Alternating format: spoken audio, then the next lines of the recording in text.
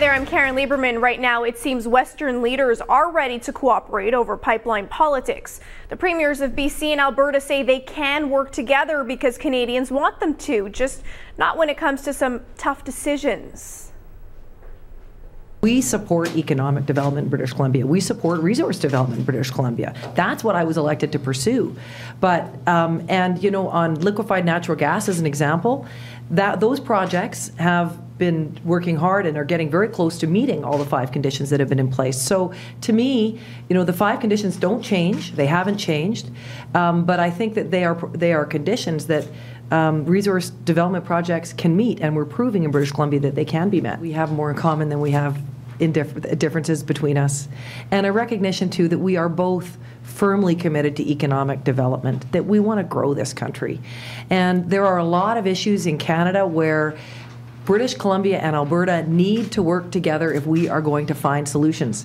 There are 2 big provinces that are making the biggest contributions to Canada right now, and their premiers are standing in front of you. Canada needs us to work together. And so for me, it was that recognition that we need to find the areas of agreement where we can work together and not allow the areas where we disagree to divide us on those other things. I mean, I think we can find solutions to the areas where we disagree. And until we do, we should work together because Canada needs us to do that. And I know in Alison, British Columbia has a very willing partner because we share those values for economic development.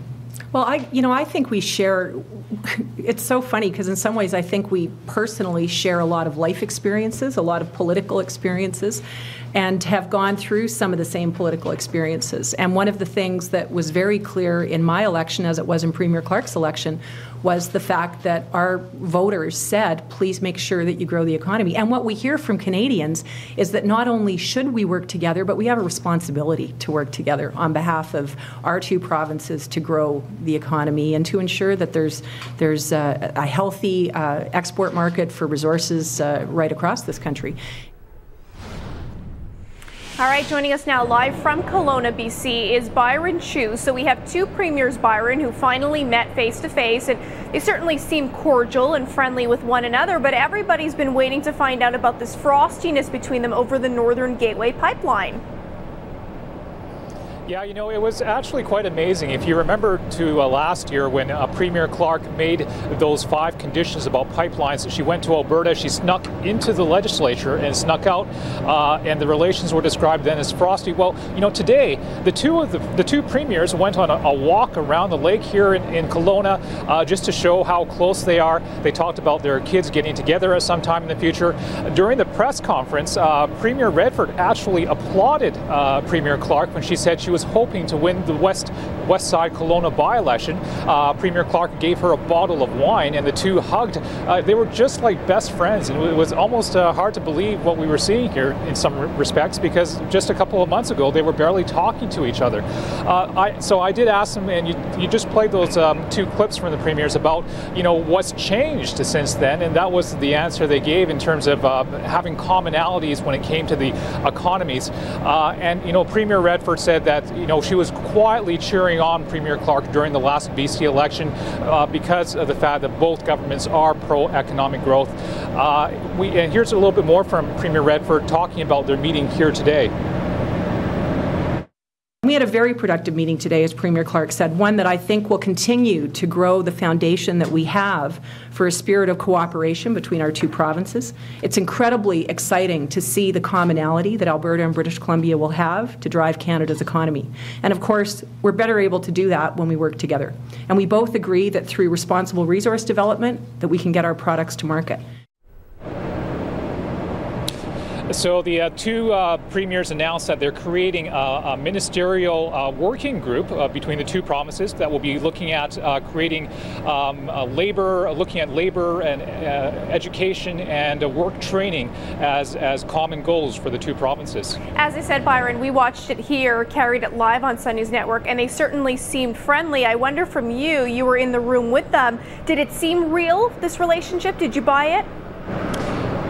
Yeah, you know what? I did buy it. They were very, very warm towards each other. I almost tend to think that, you know, what we saw with the frostiness was, you could almost say perhaps was a bit of an election that Premier Clark was time to show that she was getting tough in terms of environmental and other demands for BC in terms of pipelines coming through this province. What I saw today, I really did feel was very genuine between the two leaders. They really do like each other.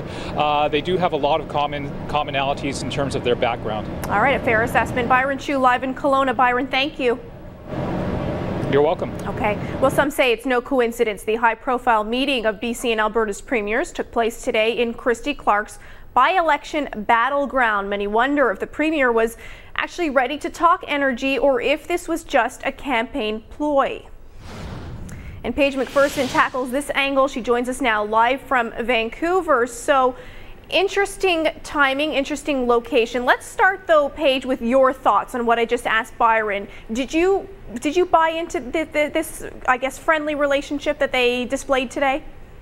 Well, I agree with Byron in that it did seem friendly. It certainly didn't seem frosty at all. It did seem like they were very cordial, but I did see a little bit more politics, I would say, than perhaps Byron saw. Now, you mentioned that this all went down in Christy Clark's by-election riding, where she is fighting for a seat in the legislature, which she still does not have, and I'm sure is very aware of the fact that she really needs to get the ball rolling on any legislation she wants. And meanwhile, Alison Redford realized when she came to the table at this meeting that she had her own fish to fry. She really knew that she had to come at the table with her own economic interests in mind, mainly being the Northern Gateway pipeline, getting that oil to market. So I did find that although their relationship seemed very friendly, they certainly were sticking to their guns. Alison Redford, for example, kept coming to the fact that, you know, what they have in common is that they both have economic growth in mind, not only for their provinces but also for the country, which is certainly a line that Alberta has taken, but not exactly something that we've seen from BC, sort of working in the national interest, and certainly having Northern Gateway in place would support that. And also the fact that they need to get their resources to market, their exports to market. So that, of course, is also supported by the Northern Gateway pipeline. Meanwhile, Christy Clark was playing up this sort of BC first angle, talking about how important BC and Alberta both are to the country. And she did reiterate her 5 conditions again and said that they were very important. And here were her direct words on that front. Watch this. There are 5 conditions that we've set in place, and those haven't changed. But you know, in terms of gaining social license for economic development, we support economic development in British Columbia. We support resource development in British Columbia. That's what I was elected to pursue. But and you know, on liquefied natural gas as an example, those projects have been working hard and are getting very close to meeting all the 5 conditions that have been in place. So to me, you know, the 5 conditions don't change. They haven't changed.